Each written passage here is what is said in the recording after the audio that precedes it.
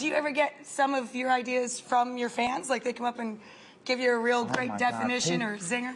Whatever small level of celebrity I have, it's nobody ever comes up to me and says, "Excuse me, Mr. Foxworthy." They're like, "Hey, Jeff, Yeah, I know. let me tell you what my brother did." And I got to share this story. So I'm doing a thing. I live in Atlanta, and I'm doing a thing a couple years ago for the Children's Hospital. And this couple walks up, and the guy says to me, "Hey, I bet you done heard every redneck thing." And I'm thinking, well, I've heard a lot of stuff, but I love talking to people. And I was like, no, go ahead. And he said, "Well, my wife and I decided if we ever met you, that we had to tell you about the time we were at her family's house, and while we were there, her brother got his nipple bitten off by a beaver."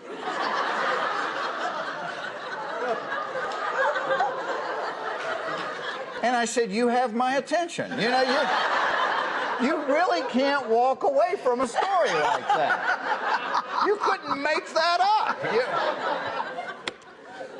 That's a keeper. It was a true story. Well, they had hit it. They had hit it with the truck, and it had gone in the ditch, and they wanted to find it because they were going to take it to the taxidermist. Because we all know how pretty they are on a Thanksgiving dining room table holding the turkey up. So he picks this thing up, and he picks it up by the tail, and he's like, "Look at it. It ain't cut up or bloody or nothing." And apparently nothing is the word that brings a beaver back to consciousness. And the thing lurched out and off. Well, I mean, you know, had it coming. Off. Literally. Well, the only thing I could think about was at the hospital that night, the doctor walking in and picking up the clipboard going, "What's wrong with the guy in room 3? "Oh, he got his nipple bitten off by a beaver." "Come on, I don't have time for jokes. What's wrong with the guy?"